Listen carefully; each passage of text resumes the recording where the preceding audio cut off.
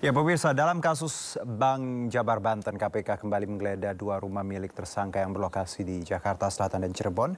Dari penggeledahan tersebut, KPK menyita 3 kendaraan roda 4 dan 1 unit kendaraan roda 2. KPK menyita sejumlah kendaraan, total 26 kendaraan bermotor.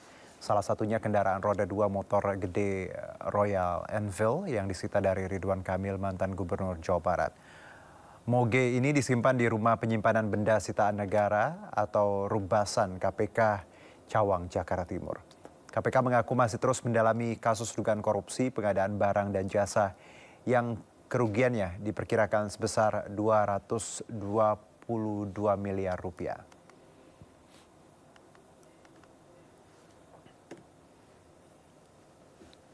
Dan Cirebon. Pada penggeledahan tersebut, penyidik melakukan penyitaan terhadap 4 jenis kendaraan dengan merek. Yang pertama adalah 1 unit Mitsubishi Pajero, 1 unit Toyota Innova Zenix Hybrid, 1 unit Toyota Avanza, dan 1 unit kendaraan roda 2 Yamaha NMAX. Kendaraan-kendaraan tersebut diduga memiliki keterkaitan dengan perkara sebagaimana tersebut di atas.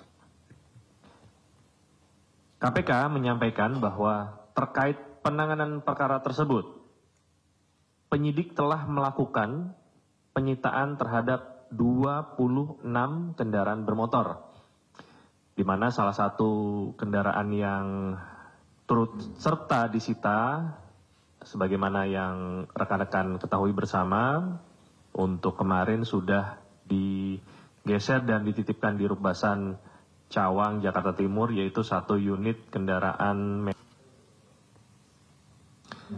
Ya, jadi motor yang saat ini sudah berada di Rubasan Cawang itu tidak masuk di dalam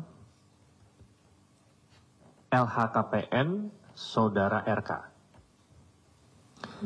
Ya, jadi motor yang saat ini sudah berada di Rubasan Cawang itu tidak masuk di dalam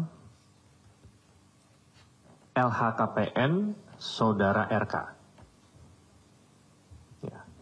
Belum atau tidak masuk. Nah, jadi kalau ditanya ada atau tidak, untuk LHKPN Saudara RK per laporan tahun 2023 itu tidak ada tercantum kendaraan yang saat ini sudah dititipkan di Rubasan Cawang. Jaksa Agung menyita barang bukti berupa 2 kapal pesiar dari pengacara Arianto, salah satu tersangka kasus suap hakim dalam vonis lepas korupsi minyak mentah.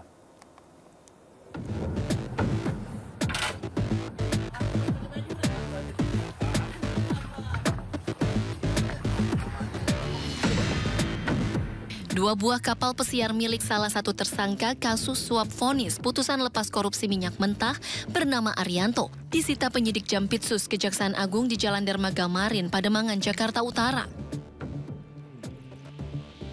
Selain kapal, Kejaksaan juga menyita 130 helm bermerek di kawasan Menteng, Jakarta Pusat, serta 12 sepeda mewah dan 1 unit motor Harley.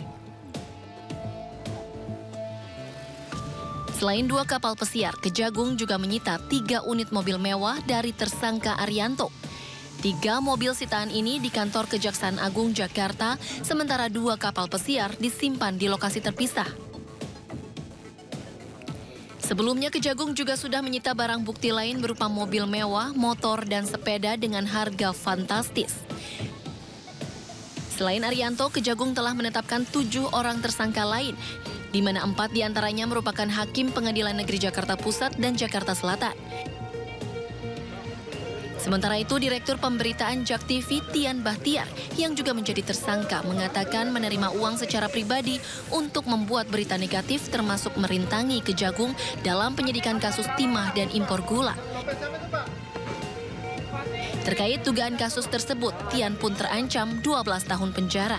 Tim Liputan iNews melaporkan. Penyidik Kejaksaan Negeri Jakarta Pusat kembali melakukan penggeledahan terkait kasus dugaan tindak pidana korupsi pengelolaan Pusat Data Nasional Sementara PDNS Kementerian Komunikasi dan Digital periode 2020-2024.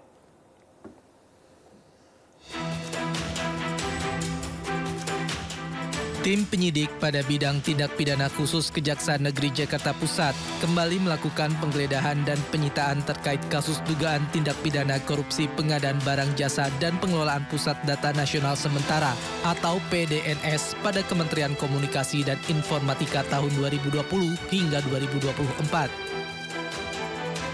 Penggeledahan dilakukan di beberapa tempat di Kabupaten Tangerang Selatan, Jakarta Pusat, dan Jakarta Timur. Di antaranya ialah PT STM BDX Data Center, kantor PT AL Gudang atau warehouse PT AL, serta di rumah saksi yang diduga terkait dengan perkara. Dari penggeledahan ini, penyidik menyita sejumlah dokumen yang berkaitan dengan pengadaan PDNS. Ada barang bukti elektronik yang disita guna penghitungan kerugian negara dan pembuktian di persidangan. Ini merupakan rangkaian penggeledahan lanjutan terhadap penggeledahan yang sudah dilakukan beberapa waktu yang lalu, di mana penyidik memandang perlu untuk melakukan penggeledahan di 5 lokasi tersebut untuk kembali menambah barang bukti dan alat bukti supaya penyidikan ini semakin kuat. Sampai saat ini saksi yang sudah diperiksa oleh penyidik itu sebanyak 70 orang saksi, dan penyidik masih terus melakukan pemeriksaan saksi tambahan. Di samping itu juga penyidik telah melakukan pemeriksaan beberapa orang ahli. Terkait dengan tersangka, penyidik belum menetapkan tersangka, tapi penyidik telah mengantongi beberapa nama sebagai calon tersangka. Tiba waktunya nanti penyidik akan menetapkan tersangka tersebut, calon tersangka tersebut menjadi tersangka, dan akan menyampaikannya kepada publik atau kepada masyarakat. Dalam waktu dekat, penyidik Kejari Jakarta Pusat akan melakukan gelar perkara untuk menetapkan tersangka. Penetapan dilakukan setelah pemeriksaan saksi dan ahli tambahan serta analisa barang bukti sitaan selesai. Dari Jakarta, Tim Liputan iNews melaporkan. Kita beralih ke informasi lainnya, pemirsa. Wacana Solo diusulkan menjadi daerah istimewa kembali diperbincangkan.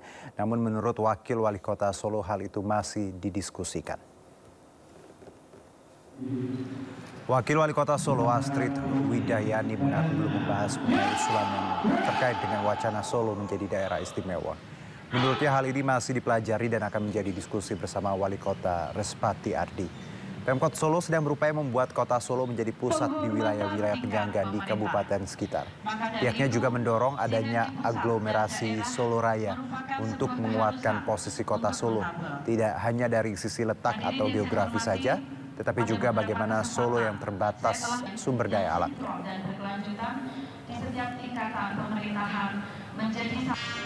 Kami belum membicarakan sejauh itu. Mungkin nanti usulan yang terkait dengan daerah istimewa Surakarta akan kami pelajari, dan selebihnya tentunya akan menjadi diskusi kami pribadi dan Mas Wali Kota. Tapi pemerintah sendiri memandang urgensi dari usulan itu seperti apa sih? Mungkin dalam konteks saat ini yang sedang kami jalankan juga adalah bagaimana Surakarta ini menjadi pusat atau hub dari wilayah-wilayah penyangganya, yang kami juga dorong sebuah pendekatan aglomerasi Solo Raya, di mana hal ini tentunya bisa menguatkan posisi Solo tidak hanya dari sisi letak atau geografi saja, tetapi juga bagaimana Solo yang terbatas sumber daya alamnya, dan kami fokus di sumber daya manusianya. Semua potensi investasi bisnis ada di Solo, ini nanti bisa bergerak ke sana. Untuk selebihnya kami belum membahas secara mendalam mengenai